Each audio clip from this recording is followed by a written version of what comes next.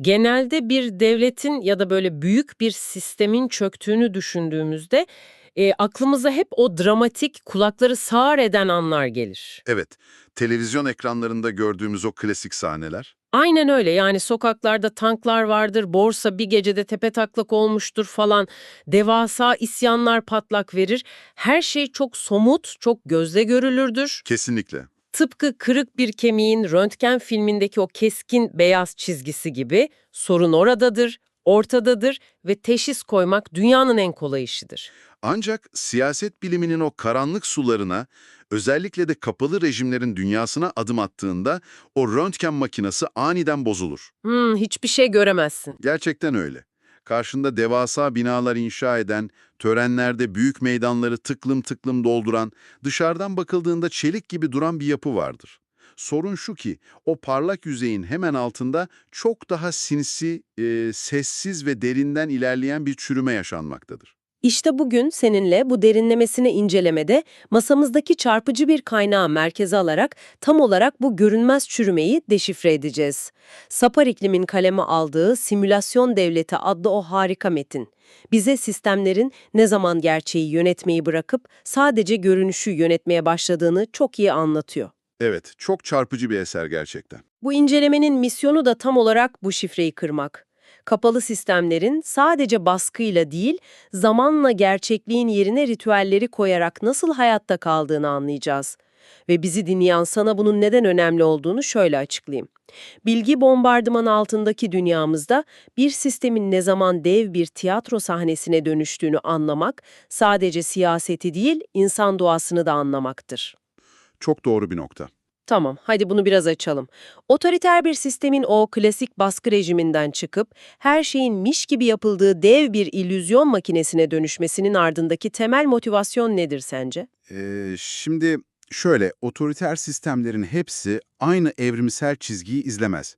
Çoğu rejim gücü merkezde toplar, muhalefeti ezer, bilgiyi kontrol eder falan. Bunlar zaten bildiğimiz şeyler. Klasik diktatörlük kitabı yani. Aynen öyle. Ancak metinde bahsedilen o ileri aşamaya geçildiğinde sistem çok daha kompleks bir mutasyona uğrar. Gerçek dünyadaki gelişim, yöneticilerin liyakati veya ekonomik kalkınma gibi kavramlar ortadan kalkar. Hı hı. Bunların yerine tüm bu unsurların sadece simüle edildiği, yani performansının sergilendiği bir yapı inşa edilir. Sistem artık sorun çözmeye çalışmaz.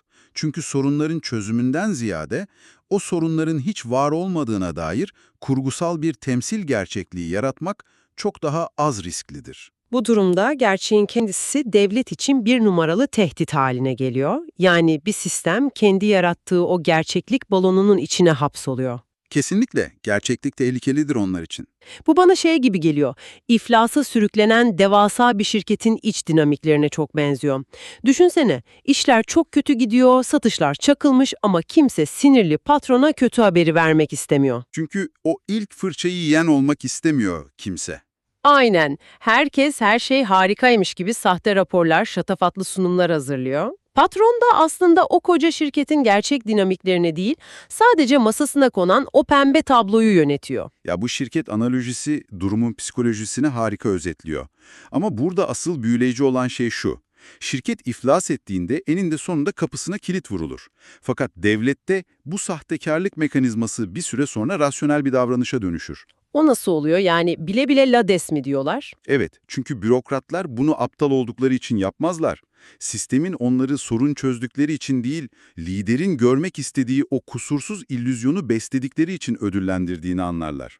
Anladım. Hayatta kalma stratejisi. Kesinlikle. Gerçeklik belirsizlik yaratır, eleştiri doğurur. Kurumların esnek olmasını gerektirir. Katılaşmış bir sistem esnemekten ölümüne korkar. Bu yüzden bürokrasi çözüm üretmeyi bırakıp tam kapasiteyle iyimserlik üretmeye başlar. Peki bu miş gibi yapma hali sadece o tepedeki elitlerin kapalı kapılar ardında oynadığı bir oyun mu? Eğer öyleyse toplum bunun neresinde duruyor? Sapana iklimin analizi tam da burada çok derinleşiyor. Simülasyon sadece tepede kalan bir şey değil, tüm toplumu içine çeken 4 katmanlı bir tiyatrodur. Birinci katman, vatandaşların kendisi.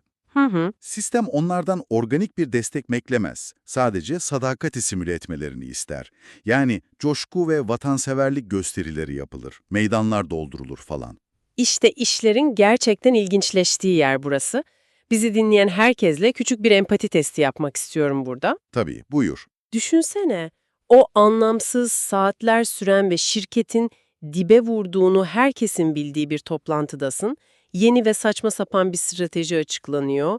İşini kaybetmemek için başını sallıyorsun. Harika bir fikirmiş gibi onaylıyorsun. Herkes bunun zırva olduğunu biliyor ama kimse söylemiyor. Çok tanıdık bir his. Değil mi? Şimdi bunu koskoca bir ulusun günlük yaşamına uyarla. Bu katmanlardaki insanlar, mesela o meydanlarda coşkuyla bağıran vatandaşlar, yaptıkları bu performansa gerçekten inanıyorlar mı? Bu korkunç bir uyumsuzluk yaratmıyor mu? Metin tam olarak bu duruma özel inançsızlık adını veriyor. Bu çok önemli bir detay. O meydandaki kalabalık, ellerinde bayraklarla bağıran insanlar, akşam eve dönüp buzdolabını açtıklarında içinin boş olduğunu gayet iyi biliyorlar. Gerçeğin çok da farkındalar yani. Hem de nasıl? Herkes oyunun farkındadır ama oynamaya devam eder. Kendi iç dünyalarında inanmazlar ama kamusal alana çıktıklarında performansı eksiksiz sergilerler. Çünkü uyum sağlamak oyun bozan olmaktan çok daha güvenlidir. Çok yorucu bir ruh hali gerçekten. Peki diğer katmanlar bu oyunu nasıl sürdürüyor? Vatandaşlar tamam, ya bürokrasi? Bürokrasinin katmanı verimliliği simüle etmek. Şişirilmiş istatistikler, sürekli açıklanan ama uygulanmayan büyük reform paketleri falan. Üçüncü katman ise ekonomi. Orada da kalkınma simüle ediliyor. Gerçek bir yenilik yerine büyük inşaatlar herhalde. Aynen öyle. Gerçek inovasyon yerine devasa yollar, dev projeler yapılıyor. Dördüncü ve son katmanda siyasi sistemin meşruiyeti simüle etmesi. Seçimler formalite icabı yapılıyor, meclisler sadece önceden alınan kararları onaylıyor. Bu ekonomik katmandaki inşaat çılgınlığı bana hep çok mantıksız gelmiştir açıkçası. Bir dakika, aklıma takılan bir şey var. Nedir? Eğer sistem içten içe bu kadar çürüyorsa, hastanelerde kriz varsa, eğitim çöküyorsa, neden elindeki o kıymetli kaynakları devasa binalara harcıyor? Eğer içeride ölümcül bir hastalığın varsa, gidip en pahalı takım elbiseyi almak saçma değil mi? Eğer büyük resme bağlarsak, durum pek de öyle değil. Yazar bunu performans odaklı istikrarın mimarisidir diye açıklıyor. Yani mantıksız değil, tam tersi hayatta kalmanın yolu. Nasıl yani, görsel bir meşruiyet mi? Kesinlikle. İç karmaşıklık ve işlevsellik zayıfladıkça görsel meşruiyete duyulan ihtiyaç artar. Sistem liyakati kaybettiğinde bunu asidevilele kapatır. O devasa meclis binaları, dünyanın en büyük havalimanları, köprüler falan aslında devletin yenilmez olduğu illüzyonunu yaratmak içindir. O pahalı takım elbise hastalığı iyileştirmek için değil, kimse senin hasta olduğunu anlamasın diye giyiliyor. Aynen öyle. Birey o dev yapı karşısında küçücük ve sisteme bağımlı hissettirir. Ama bunun arkasında duran çok karanlık bir ikinci mekanizma daha var. Korku mu? Evet, derin bir cezalandırıcı korku iklimi. Kötü haber vermek risklidir, bağımsız uzmanlık bir tehdittir, gerçek rakamları söyleyen bir akademisyen direkt düşman ilan edilir mesela. Yani milyonlarca insanı hapse atmana gerek yok. Kredi kartını ödeyememe korkusu, işten atılma korkusu, toplumdan dışlanma korkusu yetiyor. Tam isabet. Bu gündelik korku yüzünden bilgiler aşağıdan yukarıya hep filtrelenir. Sadece liderin duymak isteyeceği veriler yukarı çıkar. Ve sistem kendi kendini doğru teşhis etme yeteneğini tamamen kaybeder. Peki bu kadar körleşmiş bir sistem nasıl hemen çökmüyor? Yani dışarıda akıp giden bir dünya var, toplumu kendi o durağan seviyesine nasıl çekiyor? Sistem toplumu bilerek basitleştiriyor, kaliteli eğitimi mahvediyor, beyin göçünü destekliyor, bağımsız düşünceyi bastırıyor. Çünkü karmaşık toplumlar tehlikelidir. Otonom ağlar kurarlar, yalanları ortaya çıkarırlar falan. Aynen öyle. Kalifiye bir mühendis o köprüdeki yolsuzluğu anlar. Bu yüzden sistem sadık bir yetersizliği eleştirel bir yetkinliğe tercih eder. Yani bu arabayı daha hızlı götürmek için motorun o karmaşık elektronik sensörlerini söküp atmaya benziyor. Evet, araba hafifliyor, tek kişinin kontrolü kolaylaşıyor ama uzun vadede ilerlemesi imkansız hale geliyor. Kör bir şekilde viraja giriyor araba. Harika bir benzetme. Araba tamamen kör. Peki bu arabanın o düz yolda gitmesini sağlayan benzini kim koyuyor? Bilmem, nereden buluyorlar bu benzini? Kaynak rantlarından. Petrol, doğalgaz gibi zahmetsiz gelirler devreye giriyor. Bu kaynaklar devasa güvenlik yapılarını, elitlerin sadakatini ve omega projeleri finanse ediyor. Anladım. O kaynak zenginliği kurumsal çöküşü çözmüyor, sadece görünürdeki krizi erteliyor. Tam olarak öyle.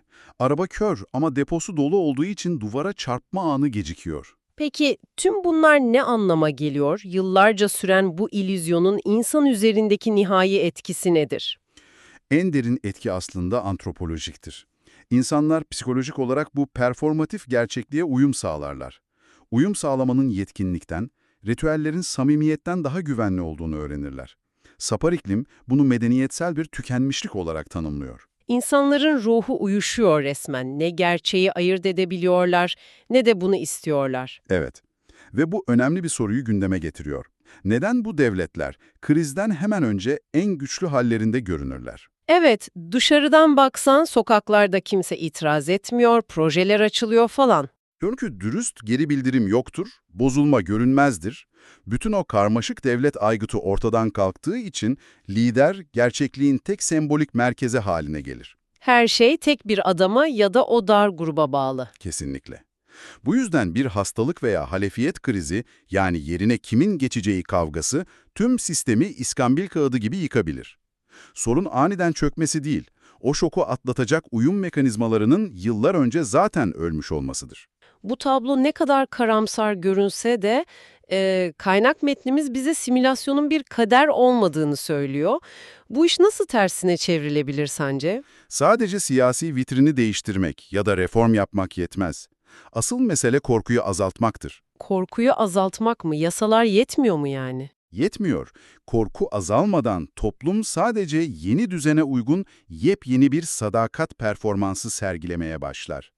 Gerçekliğe dayalı işbirliği, eğitim özerkliği ve kurumsal güven en baştan korkusuz bir zemin üzerine inşa edilmelidir. Gerçekten çok ufuk açıcı bir sohbetti. Bizi dinleyen sen, kendi çevrende, iş yerinde veya dahil olduğun topluluklarda gerçek süreçler yerine sadece miş gibi yapılan ritüellerin ne kadar yer kapladığını bir düşün. Evet, hepimizin hayatında var bu simülasyonlar. Tüm bu simülasyon bilgi akışını ve görünüşü kontrol etmeye dayanıyor.